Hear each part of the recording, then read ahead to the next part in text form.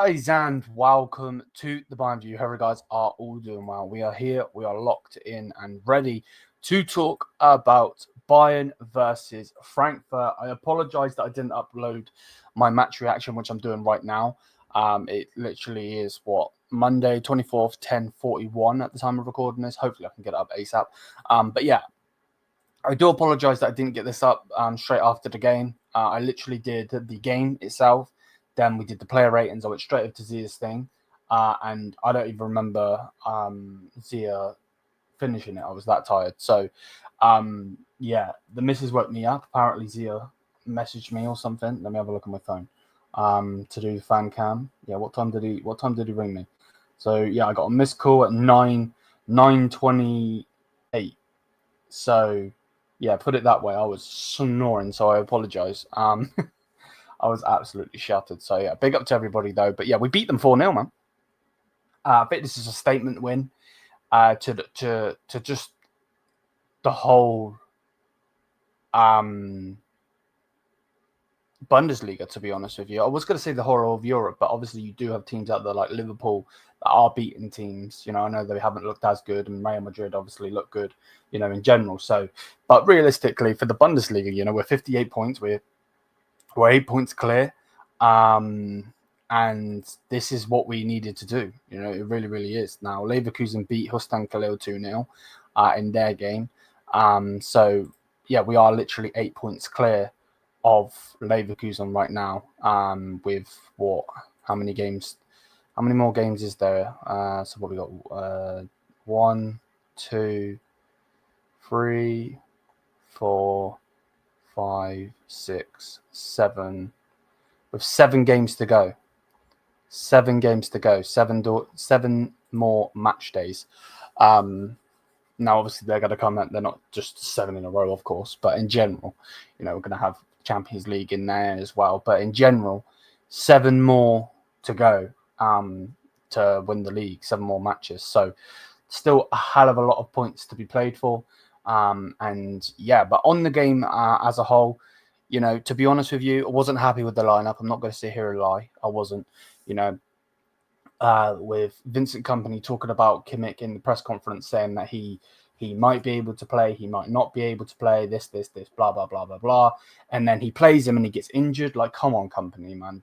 Like, this is the thing that some people are calling out. The fact that you are generally, with all due respect, when I say what I'm about to say, a novice. Like that, I don't give a fuck if Kimmich is telling you that he has to play. That in itself is dumb. You can't play Joshua Kimmich. Like, it makes no sense. If he is injured or has a knock, why play him, you know? But yeah, Neuer obviously played. We had right back, we had Lima, Eric Dyer and Kim. Obviously, Upa, the guy that's behind me, couldn't play, unfortunately. And then we had Ito. I'm glad Ito played. And by the way, something needs to be said. I've watched Ito a couple times now for Bayern. This guy is a freaking unit. Why is he not playing as centre-back? Like, generally speaking, why is this guy not playing centre-back? I don't know. But yeah, big up to Ito. Then Pavlo. I felt bad for Pavlovic in the game yesterday, to be honest with you, because I just don't feel like he can actually do anything right at this point when he's got, you know, Kimmich next to him, which, to be fair, Kimmich had a good game, but he was injured. And when you're not fully fit, you're not fully fit. That is facts, you know? So, yeah, that in itself was quite annoying, to be honest with you. But, hey, it is what it is. Then Olise, Musiala, Sane, and Thomas Muller up top. Now, Harry Kane was on the bench, and he brought Harry Kane on at some point.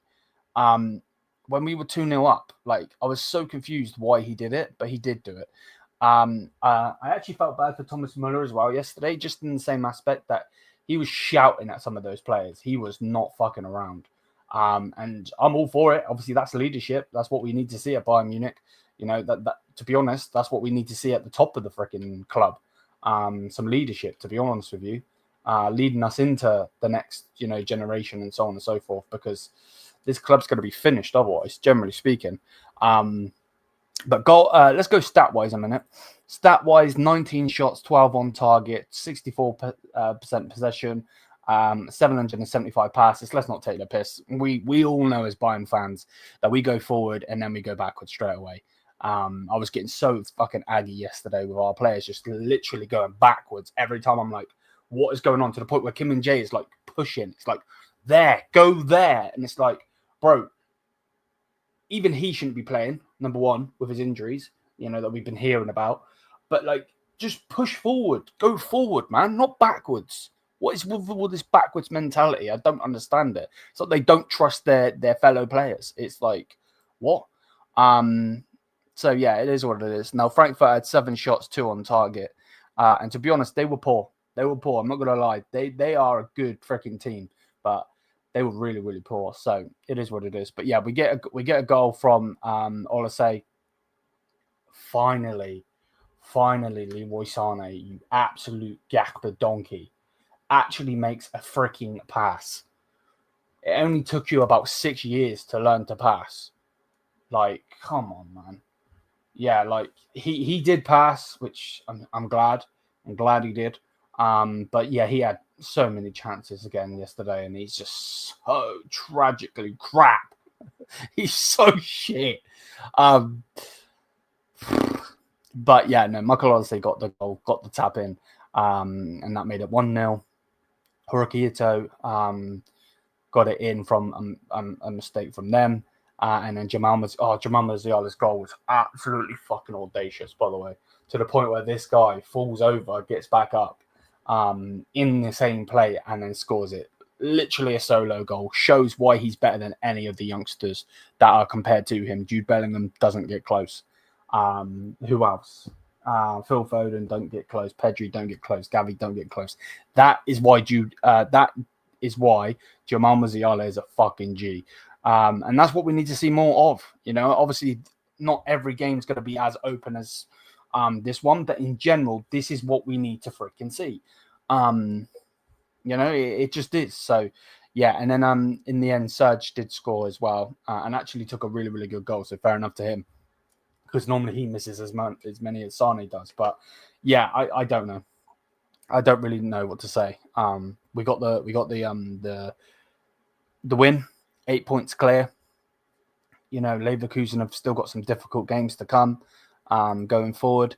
Obviously we've got to play them twice in the Champions League going forward, but realistically, their next 5 games, they've got some difficult opponents, generally speaking. So they've got Frankfurt coming on the 1st of March.